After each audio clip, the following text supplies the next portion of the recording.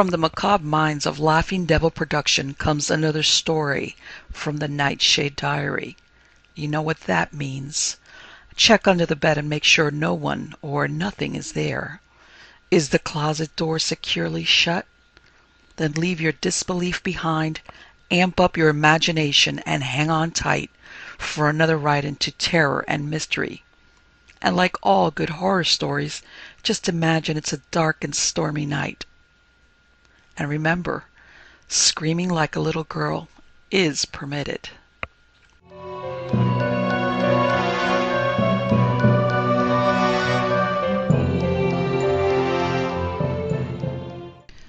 Glamour by Seabury, Quinn. The wind tramped round and round the fieldstone walls of the clubhouse, muttering and moaning. Seemingly it maundered threats and wailed pleas alternately. Rain sweated on the recessed windows, glazing them with black opacity, until the mullioned panes gave back distorted mirrorings of the gun-room, vague and indistinct as oil paintings smeared with a rag before they had a chance to dry. In the 8-foot fireplace, beech and pine logs piled in alternating layers upon the hammered iron fire-dogs blazed a roaring holocaust, and washed the freestone floor and atlas-cut oaken beams of the ceiling with ruddy light. From the radio a bass voice bellowed lustily, "Then all of days I'll sing the praise of brown October ale." Harrigan felt like a cat in a strange alley. Newly come to Washington as a member of the scientific staff of the Good Roads Bureau, he had permitted himself to be talked into joining the Isaac Walton Gun and Rud Club, being assured he would find some kindred spirits there. "None of your damn lily-fingered pen-pushers and dust-coppers there," Jack Bellamy had told him. "They're men like you and me, son, two-fisted, hairy-chested sportsmen, capable of handling liquor and argument like gentlemen. Lawyers, bankers, doctors, scientists. Not a government clerk in a carload of 'em." Used to outdoor life, and with some experience with both rod and gun, Harrigan had risen eagerly to the bait, but already he began to have his doubts. The station wagon from the club had met him at Vienna Junction, depositing him on the clubhouse porch little after 5. Bellamy, whom he had expected to meet him, had not shown up. There was no one there he knew, and the members gathered in small cliques at dinner and in the gun-room afterward. No one but the white-jacketed waiter seemed aware of his existence, and he only, when an upraised finger signaled orders for a fresh mug of Old Musty. "New feller here?" The booming challenge at his elbow startled him. "Didn't remember seeing you before. My name's Crumpacker. Judge Lucius Q. Crumpacker. What's yours? Mind if I sit by you?" The big man dropped into the vacant hickory chair between Harrigan and the fire-warm hearth and beckoned to the waiter. "Double scotch and soda, Jake," he ordered. "You know my brand. And no ice, remember. When I want ice, water with a little whiskey in it, I'll tell you." He lit a cigar which seemed almost half a yard in length, blew a series of quick, angry smoke rings, like the pom-poms of exploding shrapnel, and turned again to Harrigan, bushy eyebrows working up and down like agitated caterpillars. "Had a devilish mean experience this evening," he confided in a voice that sounded somehow like an angry mastiff's growl. "Ordered off an old hag's land. 'Pon my word, I was. We ought to run the old Harrigan out of the county. He has no business here. Ought to be in the poorhouse or jail. Devilish old virago." He worried at the end of his cigar until it flattened and unraveled like a frayed-out rope, then flung the ruin in the fire and lit another stogie. "Land wasn't posted either." "But I thought all that was taken care of," ventured Harrigan as the silence lengthened. "I was told the club had made arrangements with a local landowner to let us shoot on their lands for a stipulated yearly fee and a guarantee to reimburse them for any damages they might sustain." "Right, quite right. There is such an arrangement. and by its terms, the yokels have a right to post their land whenever they get tired of taking money from us. But that old scold down by Gunpowder Creek refuses either to post her land or sign a contract with us. She's got nothing but a weed patch and a flock of mountain hens. You could ride a regiment of cavalry across her place, and all you'd trample would be goldenrod and ragweed. But the old she-devil won't let one of us set foot across her line. She's the last one of a family that settled here in 1635. And though there's nothing but the cellar and chimneys of the old mansion left, she still puts on the high and mighty air with us and treats us like a lot of trespassers and interlopers. Her place adjoins the Spellman farm. The Spellman's glad enough to collect from us for the shooting rights. I'd flush up a covey this side of the line. Must have been a dozen birds in it. I knocked down 4 of them and saw him take cover in the next field. That would be her briar patch. Maybe I had no business trespassing. After all, we've no agreement with her. But she'd not posted signs either. So Xerxes, that's my wired-haired setter, and I just kept on going. We'd walk 200-300 yards across her mangy patch of crabgrass when Xerxes started acting queerly. First he'd run around in a circle as if he had the scent of something. Then he'd come loping back to me with his tail down and look up in my face with that peculiar questioning way dogs have, and when I tell him to go smell him out, he'd run off for a little distance, then start circling back again. Then he did a thing no well-trained bird dog ever does. Gave tongue and rushed at something. Sir, you could have knocked me over with a stalk of rye straw. There he was, the best bird dog in 7 counties, acting like a damn coon dog. I followed him and found him belly down before a patch of briar bushes, barking and whining and growling as if he didn't quite know whether he was more frightened or angry. I poked my gun into the bushes, for I thought perhaps he'd run a skunk to cover, though usually a polecat won't give ground for a man or devil. Well, sir, what do you think I saw? He paused rhetorically and drew a deep draught from the bubbling amber liquid in his glass. Then, as Harrigan raised politely questioning brows, "A cat, sir. A damn old mangy green-eyed tabby cat, crouching in the heart of those blackberry vines and looking poisoned darts and daggers at my dog. I hate cats like the devil hates scriptures. Thieving, slinking, skulking bird killers. So I pushed the vines away still further and bent down to get a better aim at it. I wasn't going to let the beast have both barrels, but, believe it or doubt me, sir, it faded out of sight." "Cats are wonderfully agile," Harrigan agreed as Judge Compracker looked at him, obviously awaiting comment. "This one wasn't," Crumpacker exploded. "This beast didn't slink away. It vanished. 1 second it was there, looking at us like a basilisk, and next moment there was nothing there but—" Again he paused to take refreshment from his now half-empty glass, and "but just as that damn feline disappeared, we heard a rustle in the patch of briars to our left, and there, looking twice as poisonous as any cat, was old Lucinda Lafferty." "Lucinda Lafferty?" echoed Harrigan.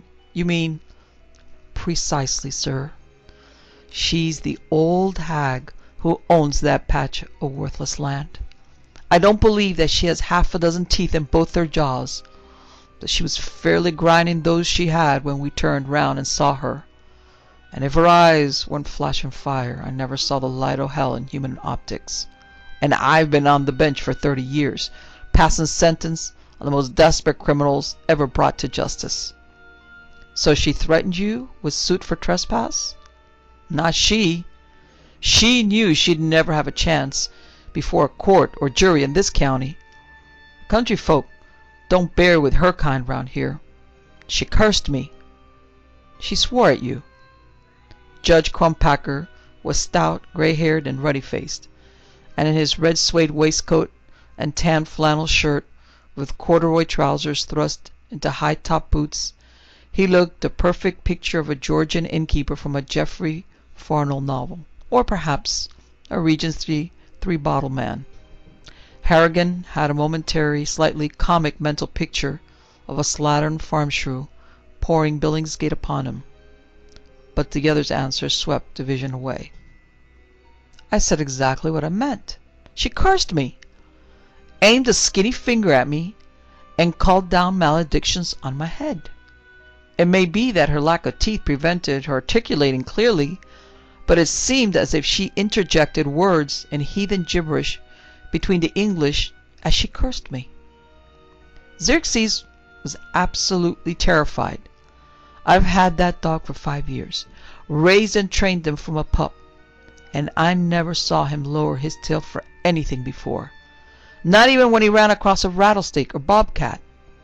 But today his spirits seemed to fail him utterly, and he whined and put his tail between his legs and shrank against me like a mongrel cur.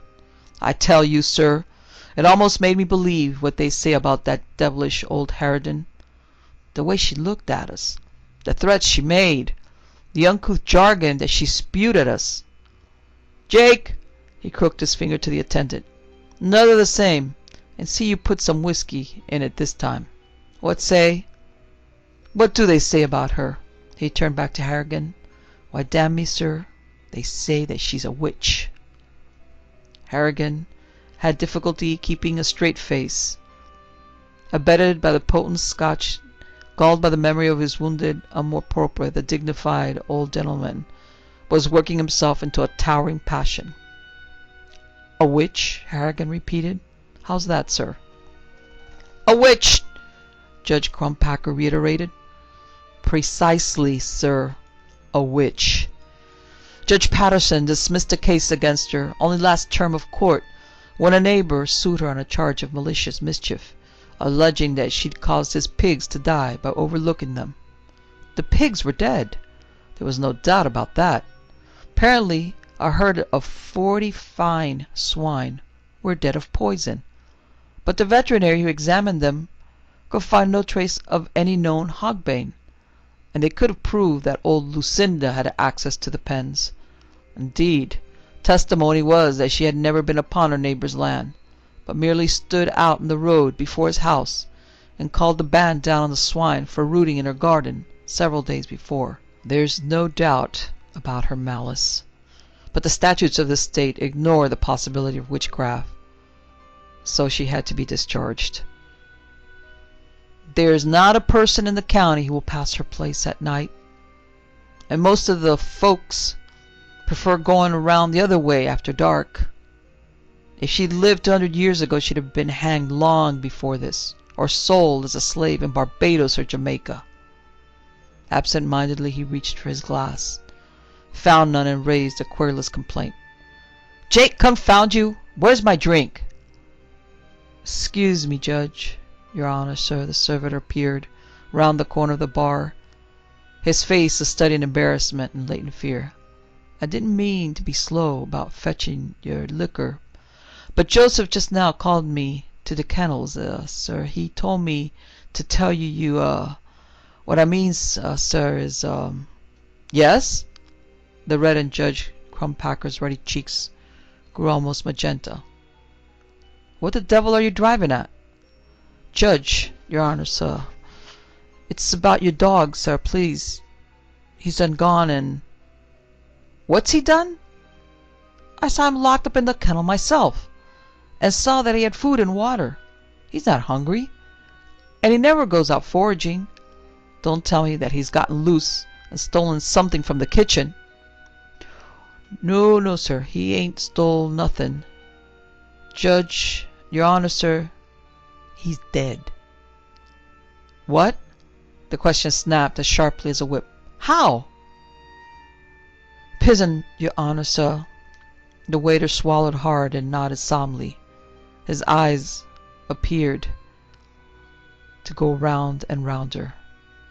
I heard as how you and him was on old Miss Lucindy's place this evening. Come on, out of my way. The judge burst in, and Harrigan and Jake behind him stamped out to the long shed behind the clubhouse where members' dogs were quartered. Jake had not been guilty of an overstatement. The pointer, a big, rangy dog, lay on its side, legs stiff, lips curled back and foam-flecked, eyes bulging almost from their sockets. Its sides and stomach were distended till the skin was stretched like drum parchment about them. "I left them less than half an hour ago," Crumpacker almost sobbed. "He was well and healthy then, just finishing his dinner. Poor old Xerxes. Poor old pal." "He might have picked up something in the fields this afternoon," soothed Harrigan. "Dogs often—" "Not this one, sir," Crumpacker thundered. "I've had my eye on him all day. He's eaten nothing but the food I gave him, and I brought that up with me. Ha!" "What is it, sir?" asked Harrigan, but even as he asked, he knew the answer. There was a feeling of malaise about him, a sort of pricking of the short hairs on his neck, and a chilly, eerie feeling, as of horripilation, on his forearms. "That infernal old Lucinda Lafferty. That devilish old witch. This is her doing. She killed my poor dog, just as she killed her neighbor's swine, by witchcraft. She got away with it that time. Pedersen dismissed the case against her, but this time she has me to deal with. I'll track her down and brand her for the foul sorceress she is, or die in the attempt. By gad, I will, sir." It might have been a foraging crow disturbed in his foray in the clubhouse kitchen yard, or routed by their voices from the shelter he had taken in the kennel shed. Whatever it was, there came a sudden flapping of strong winds against the shadow, and a hoarse, derisive croak of laughter as something took flight from the overhanging roof into the soot-black darkness of the rain-drenched night. Morning came with bright, cool air, and sunlight sparkling on wet trees and grass. Harrigan was among the first at breakfast, but early as he was, he found Judge Crumpacker finishing his ham and eggs as he came into the breakfast room. Apparently the judge had not had a good night, for his face was lined and puffy, and there was a sort of gray, unhealthy pallor underneath his ruddiness. The contrast reminded Harrigan of a rouge smeared on a corpse. The old man's eyes were swollen too. If he had been a woman, Harrigan would have thought he had been crying. "Mornin'," rumbled Crumpacker, nodding as he looked up from his plate. "Ready to go with me?" He filled a tumbler a third full of whiskey from the bottle at his elbow, and drained it at a gulp. "I want somebody with me when I have a showdown with that old hag." His hand was just a thought unsteady as he replenished his glass. Some of the whiskey slopped across the rim and settled in a little puddle on the polished table. Harrigan was on the point of refusing. He had come up here to shoot, not listen to the maunderings of a bibulous old gaffer. Then abruptly, "Yes, sir, of course," he returned. The choleric old judge had worked himself into a state of sustained, choking anger. He was riled by a spur of rage and hate, and in the last 3 minutes he had drunk enough neat liquor to fuddle anyone. It would be inviting murder to permit him to accost a poor old woman by himself in this condition.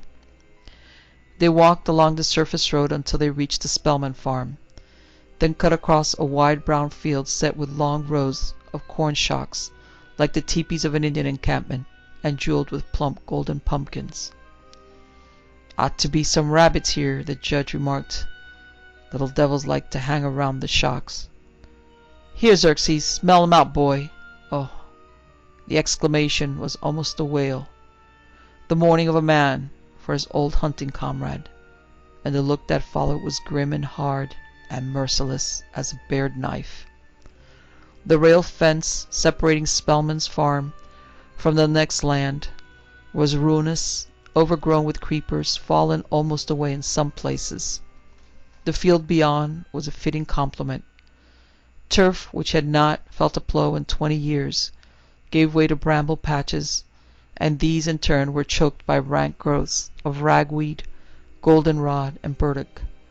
Devil's pitchfork bushes grew waist high, and the barbed seed stalks clung to their trousers like a swarm of parasites as they pushed through them. Beyond the orchard lot of gnarled and dying apple trees, they found the owner's shack, a single-story, two-room structure of unpainted clapboards stained a leprous gray by long exposure to the weather. The doors sagged drunkenly or rusted, broken hinges, several of the window lights were broken, and the holes were stuffed with wadded burlap sacking. The two planks of the stoop were warped until their edges curled up like old boot soles, and water from the rain of last night gathered in their concavities.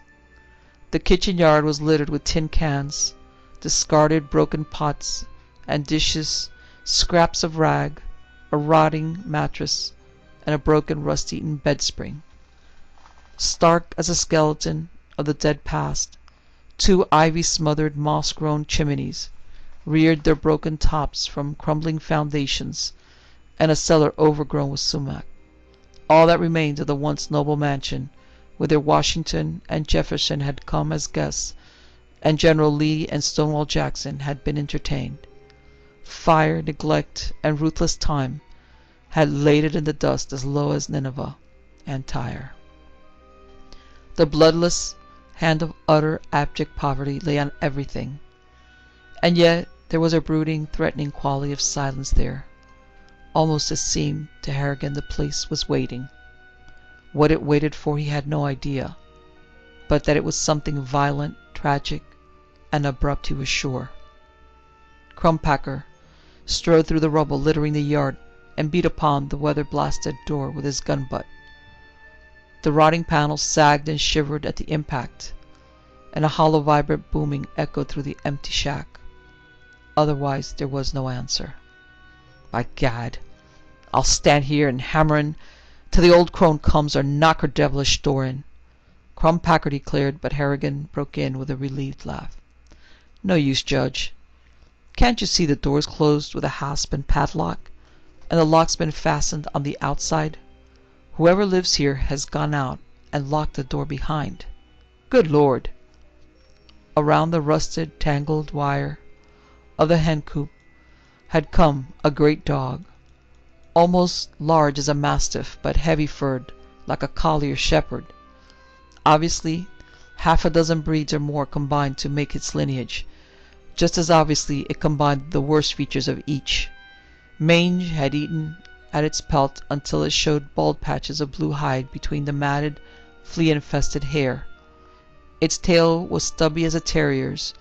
Its paws were disproportionately large, and armed with long, cruel, curving claws, which might almost have been a bear's.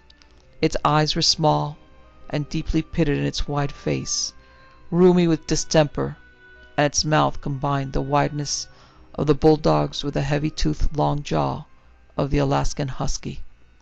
It made no sound, but stood there snarling silently. Black lips curled back in a ferocious grin, long, yellowed fangs exposed, and a look of absolutely devilish malevolence in its sunken eyes. Huh! Crumpacker turned at Harrigan's ejaculation. Hers, of course. Like mistress, like dog. What? He brought his gun up slowly, cradling the barrels in the crook of his left arm as he snapped back the hammer with his right thumb. Maybe she loves the lousy beast. I hope so. Let's see how she'll like it, seeing it dead. The brute glared at him balefully and showed no sign of fear as he raised the gun to take deliberate aim, but Harrigan jumped forward. No, Judge, no, he shouted. Your quarrel is with her, not with this poor brute. It hasn't done anything, or it has nothing to do with Xerxes' death. Crumpacker's jaw set truculently. For the first time Harrigan saw all the latent, vengeful cruelty which the usually jovial, ruddy countenance concealed. These were the features of a hanging judge, a man who found a grim pleasure in sentencing other men to die. Her quarrel was with me, not my dog, he answered harshly. I'm going to blow that ugly beast to hell.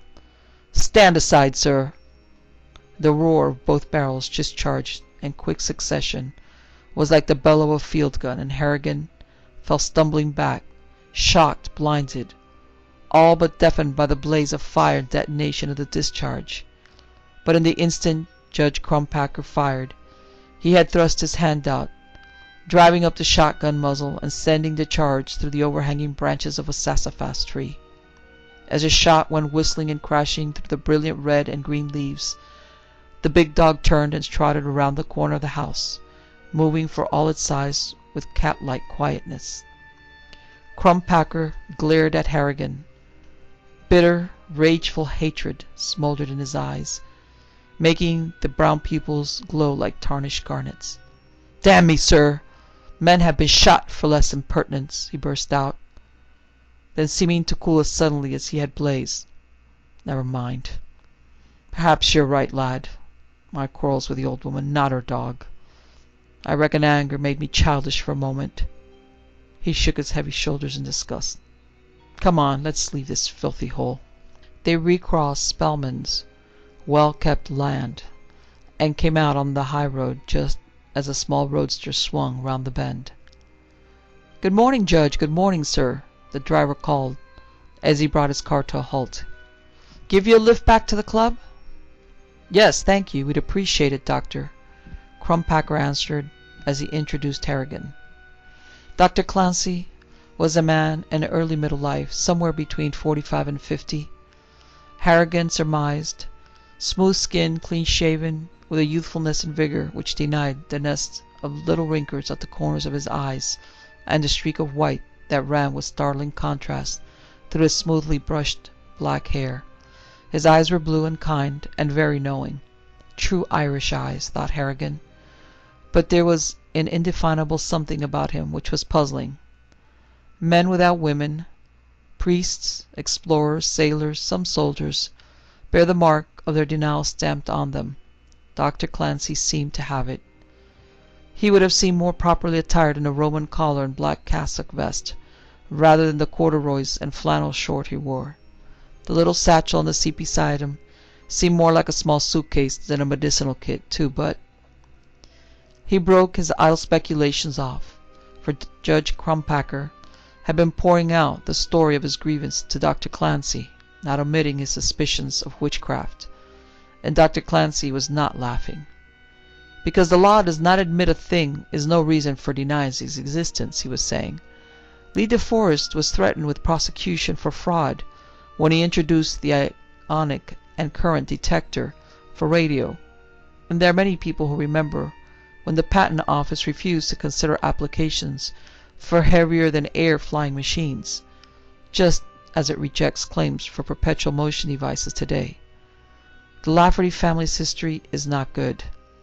The founder of the local branch was prosecuted twice for cruelty to his indentured servants, and finally deported from the calling on a charge of trafficking with Satan. An ancestor of theirs was burned as a witch in England in the reign of James I.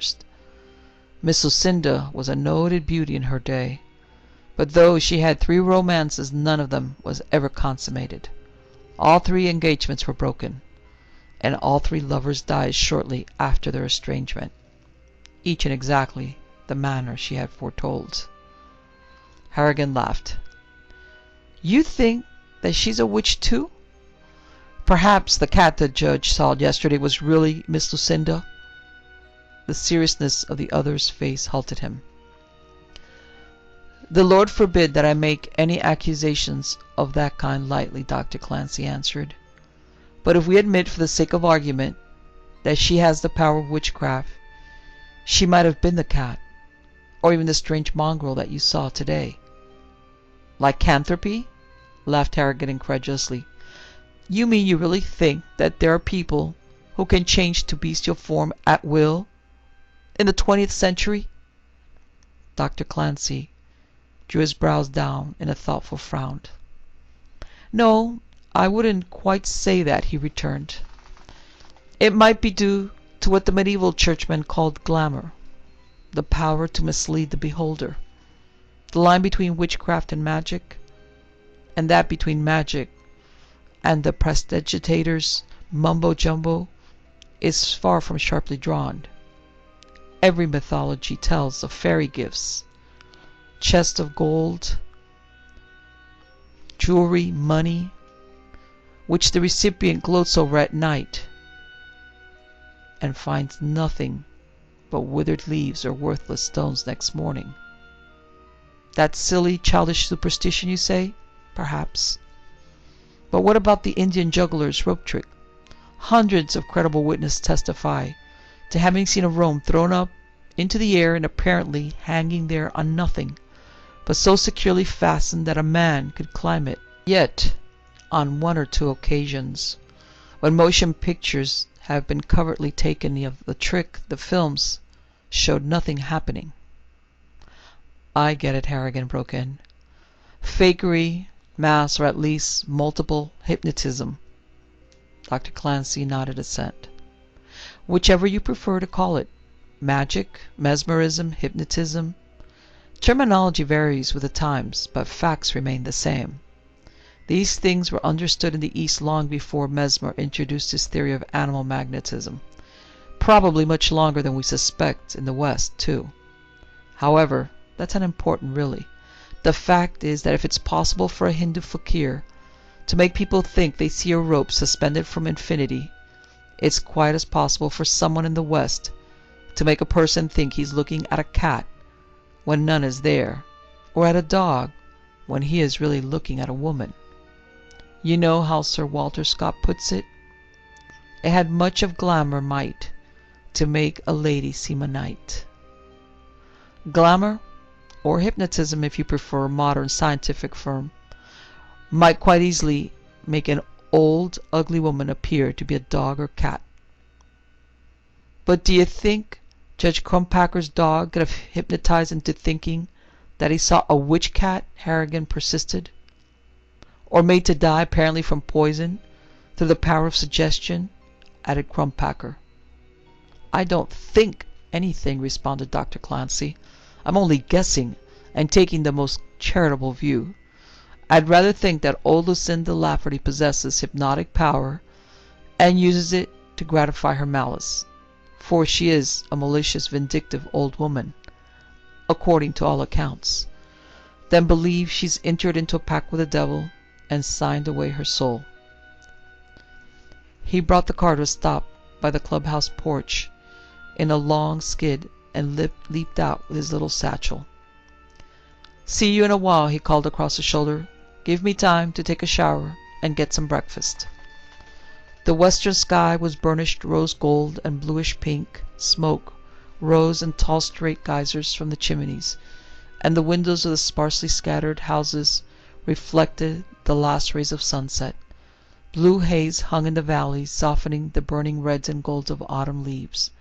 But on the rounded backs of the mountains the trees were blatant, flaunting flame-hued orange and garnets. Harrigan drew a deep lungful of the limpid evening air, glanced at his wristwatch, and set out along the highway towards the clubhouse. His afternoon had been successful. He had managed to avoid Judge Crumpacker, and on his own had ranged the fields clear to the river, bagging 4 fat rabbits and half a dozen quail. Now he was pleasantly tired, wolf-hungry, and completely lost. How far he'd come he had no accurate idea. He knew only vaguely which direction to take for the club. The soft blue dusk of evening crept across the sky.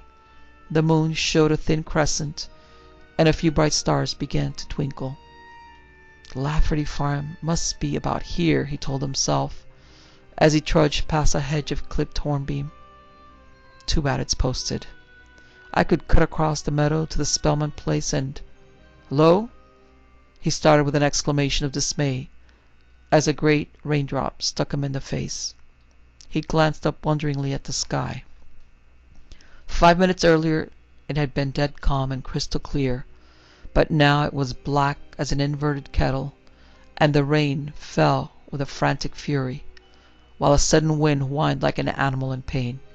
He bent his head against the buffeting blast and stinging drops, turned up the collar of his shooting coat, and plodded on.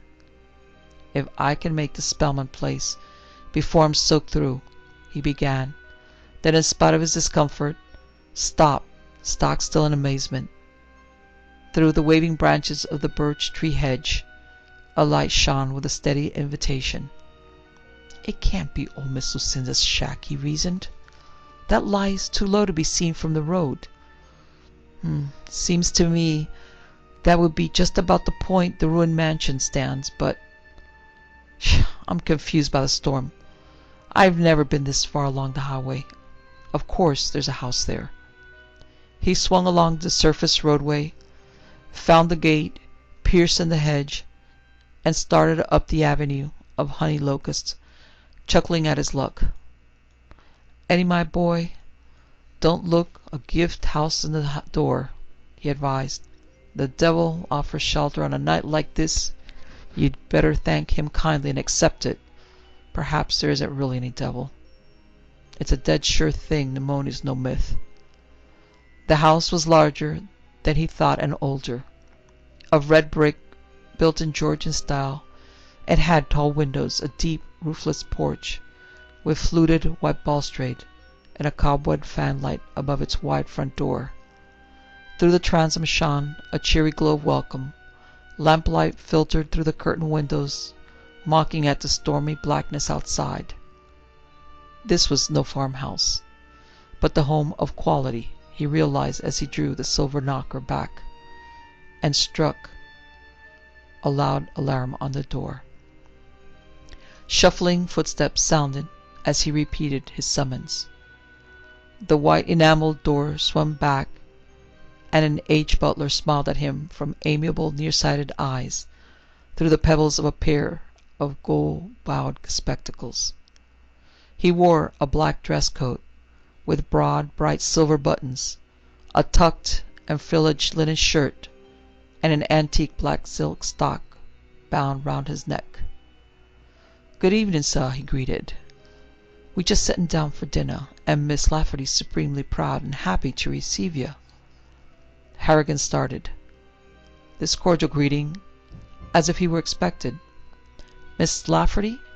A sudden gust of wind shattered the canopy of branches hanging by the porch, and drove a chilling downpour on his neck.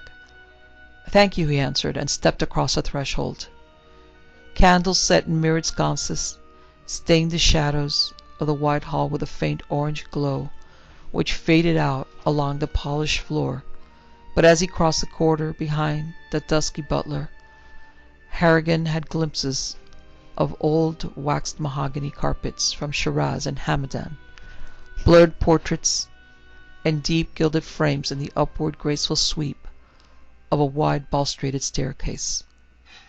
She rose to greet him as he stepped into the dining room, and as definitely as if he had been listening to its rhythm, he felt his heart skip a beat. Between them stretched the long polished mahogany table, with its sparkling crystal and bright gleaming silver under the soft light of candelabra.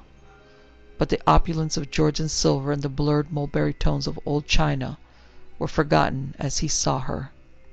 Tall, slender, exquisite, she was in a dinner dress of blue brocade lame, with silver shoulder straps, with lovely, slightly slanting, brooding eyes, and lips that slashed across the pearl-pale whiteness of her face like spilled fresh blood. Her hair was so pale that he could not tell if it were white or silver blonde, and she wore it swept up from the temples and the neck, with waves of little curls massed high upon her head. A wide bracelet of white gold or platinum, set with emeralds and rubies, circled her left arm above the elbow. A string of matched pearls hung about her throat, and the creamy skin beneath was almost the exact color of the pearls. I'm sorry to intrude," he began huskily, unable to take his gaze from the vision outlined by the candle glow.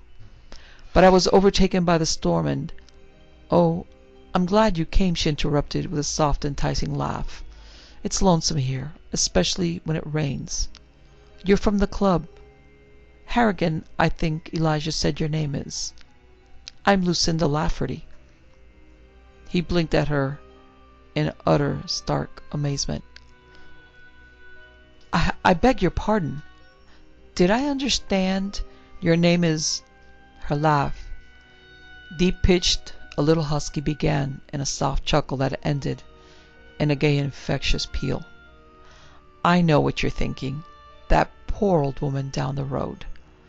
Yes, we have the same name, and she's everlastingly receiving my mail. Only the other day she came here, almost burning up with rage, and threatened dreadful things. Said she'd put a curse on me unless I either moved away or changed my name. She's really quite harmless, poor old creature.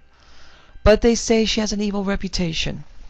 The country people, all of them, firmly believe she's a witch. Imagine that in this century. Served by the velvet-footed old butler, they ate clear golden consomme spiced with a dash of lemon juice and Angostura bitters, bass fried to saddle brown in country butter, roast with duck game to perfection and served with stewed green celery tops and mint quince jelly, and spoon bread yellow as the sweet butter which melted on it. Lucinda barely touched her glass, but Harrigan showed due appreciation for the vintage Burgundy with which the butler kept his crystal goblet filled, and as he ate and drank his admiration for his hostess grew. After dinner they sat in the drawing-room before the fire, and while she poured coffee from a Georgian silver pot and eggshell Severus cap, and brandy from a cobweb bottle into bubble-thin inhalers, he looked at her as Abelard might have first looked at Eloise, or Aucassin at Nicolette. She was a brilliant conversationalist, seeming to divine his thought before he put it into words, and following his verbal lead as a skilled dancer responds to her partner's lightest touch. She knew and loved the things he knew and loved. The bookstalls by the Seine, the pastry cook stands on the Lys de France, sunrise over the Grand Canyon, the flower market by St. Paul's in London, twilight on Fifth Avenue with lights beginning to appear in a soft veil of dusk. But more than her quick sympathetic understanding and the wit and culture that her talk displayed, more than the beauty of her slim exquisite figure with its long and tapering arms and legs, flat back, firm pointed breast, and head set gracefully upon a round full throat, more even than the beauty of her exquisite pale ivory face with its vivid scarlet mouth and long moss agate eyes, he found her voice compelling. It was deep-pitched, velvety, with that peculiar throaty quality one sometimes hears in southern countries, and its husky, bell-like timbre seemed to strike vibrations from the very keynote of his being. When discussing poetry, she took down a slim vellum volume and read from a Persian songster dead for a long 1,000 years. O my beloved, O thou pearl among women, if all other women in the world were gathered in one corner of the east, and thou alone in the dim west, I should surely come to thee, even wert thou hidden in the deepest forest, or on the highest mountain top. O my beloved. He felt tears of something close akin to adoration welling in his eyes. The storm had stopped, and the silver boat of the moon's crescent rode a sky turf tremulous with clouds when he left her.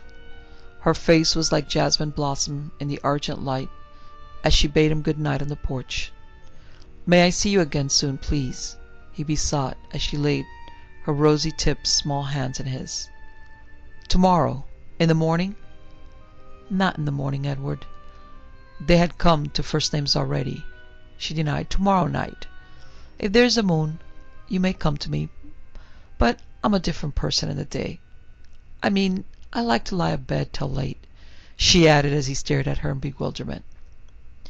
Acting on impulse, he raised her hand to his lips, and when she accepted the homage as if she had been used to it since infancy, he felt absurdly happy, grateful for her understanding acquiescence. Rain dripped from the locust trees that hemmed the avenue which led down to the highway. Great drops fell splashing from the wayside branches as he walked along the road, but before he'd gone 100 yards, he found himself treading in dust. Great Scott! I'll have to kick the door down to get in, he exclaimed, as he looked at his wrist watch. 1:30. It didn't seem as if I'd been with Lucinda more than an hour. Suddenly he was hungry, famished. Despite the hearty dinner he had eaten, he was as ravenous as though he'd tasted nothing since breakfast. The clubhouse was ablaze with lights, and the gun room was gathered with knots of members talking in the hushed tones people use in church or at a funeral. "What's up?" he asked. "Somebody ill?" "Not now," Dr. Clancy answered soberly. "It's Judge Crumpacker. He's dead." "Dead? Good heavens!" "I don't believe that heaven has a part in this," replied Clancy. "He died in frightful agony, sweating blood like a hemophiliac." Sweating blood? What caused it? Clancy's gaze was level and uncompromising as a pointed bayonet. "You remember hearing of his encounter with Lucinda Lafferty yesterday? Did he tell you that she cursed him?" "Yes, but he wasn't specific, merely said." "I went to him when Mr. Marston heard him groaning in his room," broke in the other. "He was sinking fast, but trying to say something. I bent over him and heard him whisper. She said I'd die this way. My joints would stiffen and my eyes go blind, and I'd die in bloody sweat. His knees and elbows were stiff as if he'd been frozen when I found them, and every toe and finger was as rigid as if it were cast iron. When I held the light before his eyes, he couldn't tell the difference." All night he dreamed of her. Sometimes she'd put soft hands against his cheek. When she spoke to him, the vibrant bell tones of her voice thrilled through him till they struck responsive echoes from the smallest cell and fibre of his being. Once she leant above him and kissed him, and at the contact of her satin lips with his, he felt his very spirit melt in him with longing and desire. Troubled and unrested, he rose early and, despite her refusal to see him till the evening, set out for her house. This was a new experience for him. In all his 30 years, he had met no woman with whom he could care to link his life.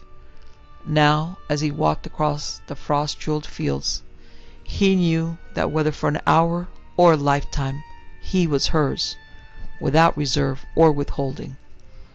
It was almost like an ecstasy, the strangely mingled sense of exaltation and abasement. Such a love was epic, like that of Hero and Leander, Paramus and Thisbe, or Romeo and Juliet. Too wonderful, too marvelous to have come to any prosaic scientist like him. Yet there it was. The vision of her pale, exquisite face seemed outlined in the bank of fleecy cirrus cloud that burned with rose reflection of the morning sun. A snatch from an old song, rescued from oblivion by radio, came unbidden to his lips. "I dream of you all the day long. You run through the hours like a song, my dearie." He crossed the Spellman Field, and then vaulted the snake fence that bordered old Lucinda Lafferty's poor land.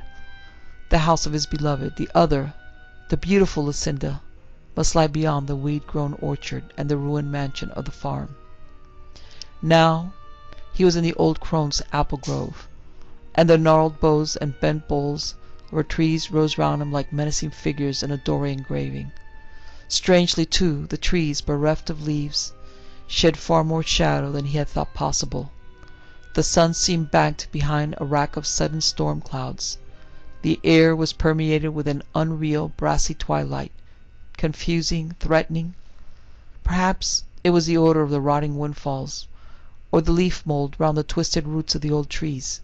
He could not say, but the very atmosphere of the place had a damp, dank chilliness.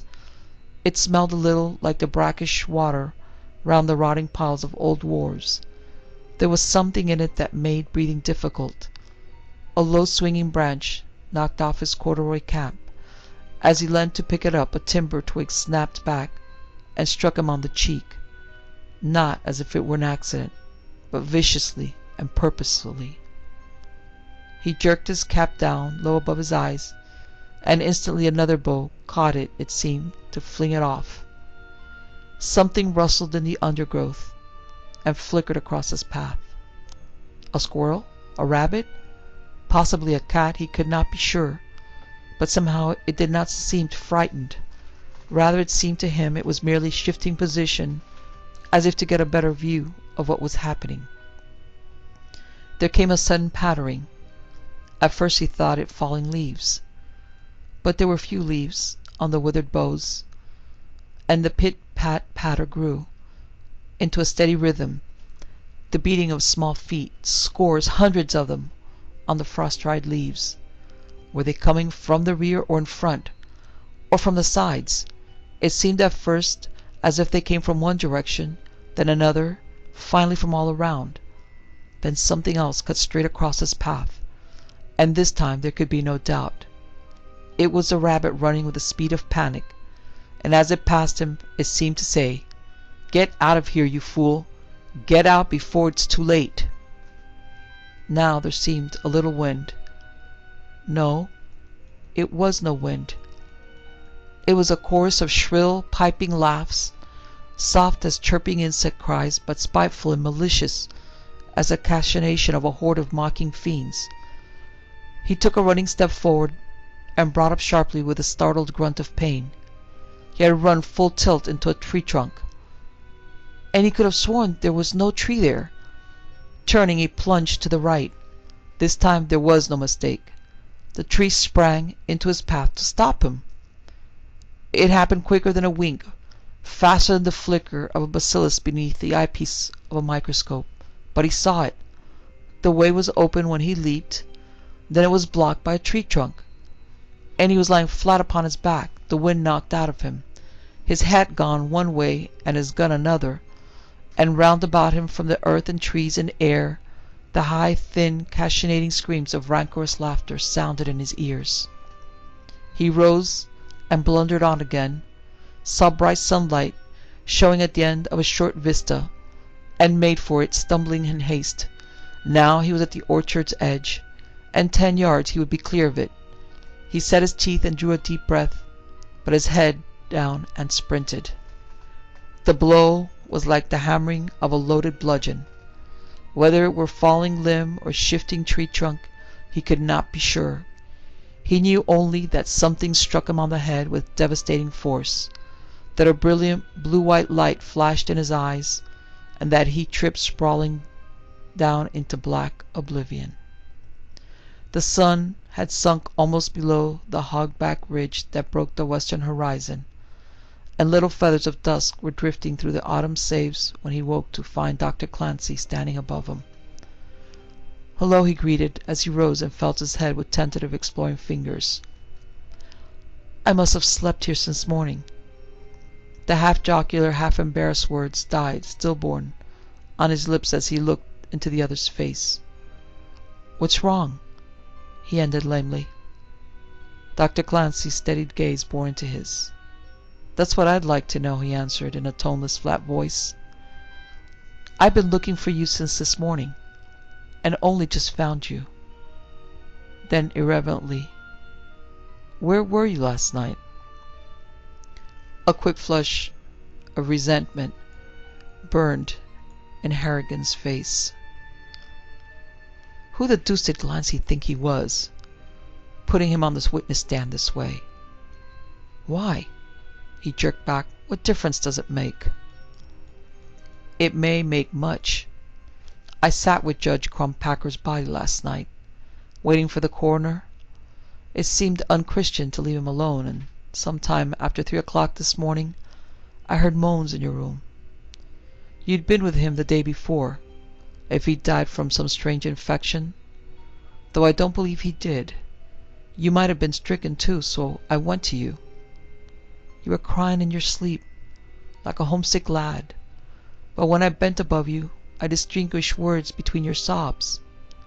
He paused a moment, then, "I'm used to confidences. This won't go any further, but—" His blue eyes fairly seemed to blaze as they burned into Harrigan's. "You were begging someone named Lucinda to have pity on you, to let you touch her, kiss her, even if it were only her dress hem, or her shoes, pleading with her to accept you as her slave. Where were you last night, Edward Harrigan?" Sullenly at first, Then defiantly, finally with the ardor of a lover talking of his mistress, Harrigan retailed his night's adventure. When he told of the tempestuous rainstorm that drove him to seek shelter at the mansion, Dr. Clancy crossed himself, muttering something in quick Latin which he could not catch, but which ended with "Perdiemat patrum omnipotem." "It's odd that lovely girl should have the same name as the old woman," Harrigan concluded. "She tells me that they're constantly mistaken for each other by—" "I don't doubt it," Clancy broke in. Then abruptly, "I don't suppose there's any hope of dissuading you from visiting her tonight?" "Not the slightest," Harrigan replied. "I'm going to see her tonight, and tomorrow night, and every night she'll see me. If she'll have me, I'm going to marry her." Dr. Clancy's hard gaze softened for a moment. "Would you care to tell me how you came here, under these trees?" he asked. "I wouldn't," Harrigan snapped. "I thought not." Clancy nodded, understanding. "Well, if you're set on seeing her, you're set on it, my boy. I've had enough experience to know that one can't argue when a man's in love." He had no difficulty finding the house now. Clear and sharply defined against the moon-brightened sky, its chimneys rose to guide him like a landmark as he hurried down the high road. Odd that he hadn't seen them in the morning. True, he'd approached from a different angle, and his view had been obscured by the old apple trees. Those trees! He laughed in recollection of his flight with them. Of course, he'd suffered an attack of vertigo. That was the answer. Up too late the night before, dreamed troubled sleep the shock of Judge Crumpacker's death. Never mind all that. He was going to Lucinda. He'd be with her in 5 minutes. His pulses quickened at the thought. She was sitting on the couch before the fireplace in the drawing room as the butler Elijah announced him. The crackling fire put faint rose tints in her ivory skin, darkened the green in her long eyes. "Edward!" Lightly as a tuft of breeze-blown thistledown, she rose to her feet and held out soft bare arms in greeting. Once again he went completely breathless at the sight of her. Tall, graceful, altogether lovely she was, a being from another world, a sprite released from dark enchantment. Her coral-colored sleeveless gown was cut low and belted tightly at her slim waist with a corded silver girdle. Her silver shiny hair was piled in clustering little curls upon her head. She wore little silver sandals on her bare feet, and the scent of gardenia mingled with an overtone of sandalwood that wafted to him from her mounted to his brain as if it were a potent drug from Araby or far Cathay. Was she young, mature, or ageless? It was as impossible to estimate her age as it would be to determine how old a statue is. A marble by Praxiteles or bronze cast by Cellini is as young today, or in 500 years, as when it left the master's hands. His eager, ravenous gaze took in the grace of her slim throat, the lovely contours of her outstretched arms, the soft, glowing green lights in her half-closed eyes. Here was enchantment old as magic, potent as immortal beauty's self, and she was holding out her gracious hands, filled with the offer of her matchless loveliness, to him. He felt himself grow weak with longing. His heart beat with a hurrying, frenzied rhythm like a madman on a drum, then seemed to stop entirely. She moved across the room so lightly, so effortlessly, and so silently it seemed that she was wafted by an unfelt breeze. She flowed towards him until he felt her breath upon his cheek, and the perfume of her silver-glowing hair in his nostril. Then swiftly, hungrily, she kissed him. The flame of her raced in his blood like wildfire in a pine wood, and crashed against his brain like an explosion. He swayed drunkenly, reaching out unsteady hands, but she slipped back before his questing fingers found her. "You love me, don't you, Edward?" she asked, and it seemed to him amusement flickered in her green eyes. "You love me very, very much?" She drawled the question in her husky bell-toned voice, and the magic of its timbre seemed to set his nerves a-quiver, like taut violin strings. His breath rasped in his throat. "Love you?" he echoed hoarsely. "More than anything on earth." "Or in the heavens above, or waters underneath," she supplied, in an acid mockery seemed to underlie her words. "Or in the heavens above, or waters underneath," he repeated like a formula. "You want me to be yours, and you'd be mine forever, to the end of time and beyond?" He found no words to answer her. A gasp was all he could achieve, but with his tortured spirit looking from his eyes, he nodded. "Then place your hand upon my heart, while I put mine on yours, and swear." She took his hand in hers, and held it to her bosom, and he felt the rondure of her breast beneath his fingers, as she laid her free hand on his chest. "Swear without reservation or withholding that as it is with me, so it shall be with you. Whom I serve, you will serve. Where I worship, you will worship." Dimly, like a voice heard in a dream, or from a great distance, the command came to him. "Breathe on her, Edward Harrigan. Breathe on her in the name of God." She drew away from him and raised her lovely arms, as if in invocation. Her lips were redder than blood, and lights like green lightning flashes flickered in her eyes. "No," she forbade, and now her voice had lost its bell-like resonance, and was shrill and thin with terror. "No, Edward, pay no heed to him. Astarte, Magna Mater." Tiny wrinkles seemed to etch themselves about her eyes. Her sweetly rounded throat seemed shriveling, withering. The silver luster faded in her hair. Harrigan felt a shiver, light as frosty air, run through his body. Something terrified him. It was as if an awful, unseen presence had come to the quiet, firelit room, a thing of dreadful, everlasting chill and terror and wickedness. Again the far hail sounded, fainter this time. "Breathe on her, Edward Harrigan. Breathe on her in the name of God, for your mortal soul's sake." Scarce knowing what he did, he pursed his lips and blew into her face, saying, "In nomine Dei." She turned her great eyes on him sadly, reproachfully. He'd seen a dying deer look so at the hunter. "Wretched man," she whispered, and now her voice had all its old-time vibrance. "What have you done? Hear me before the end comes, Edward Harrigan. My shadow is upon you. Never shall you free yourself from it. It shall come between you and every woman whom you look on. You shall see me in the sunshine and the moonlight, hear my voice in wind and flowing water." A roaring like the thunder of Niagara filled his ears. The room was sliding past him, breaking up as if it were a painting on a china plate, smashed by a sudden blow. He fell, rose to his knees, then fell again. Then he sat up and looked about him dazedly. Around him was a creeper-covered, ruined wall of crumbling brick. Sumac bushes grew in rank profusion from the piles of earth and rubble. To right and left he saw the outlines of a broken chimney, topless, shattered, smothered in a growth of whispering-leaved ivy, and pointed like a broken monument to the pale sky from which the stars had been wiped by the half-moon's light. "Good heavens!" he exclaimed.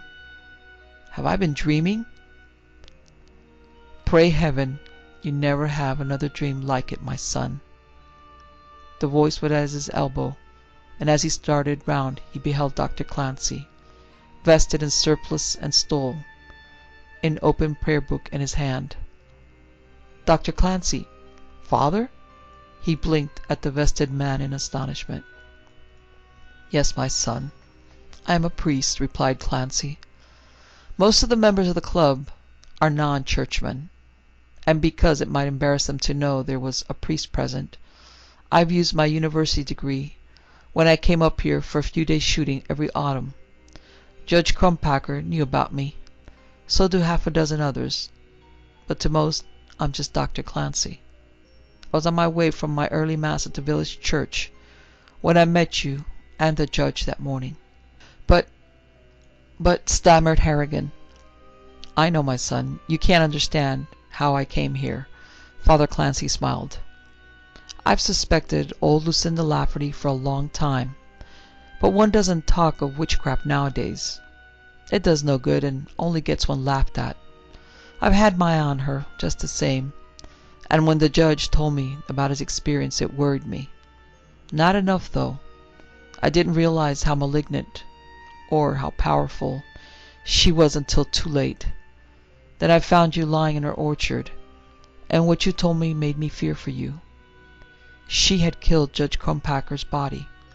She would kill your soul unless I could prevent it. But what could I do?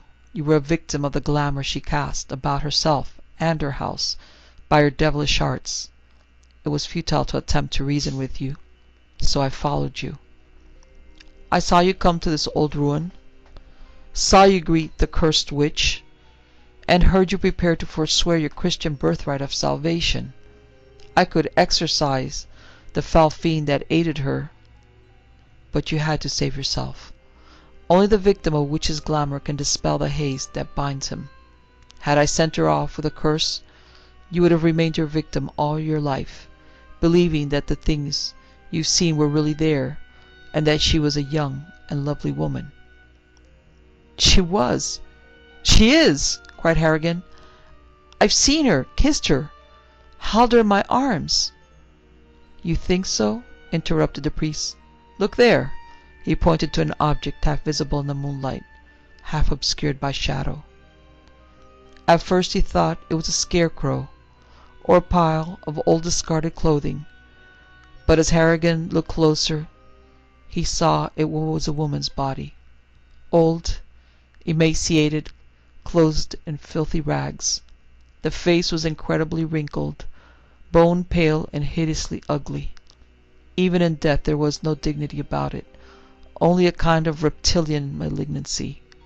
The hands, claw-like, with broken, dirt-filled nails, were like the talons of a vulture, red, cracked, swollen-jointed.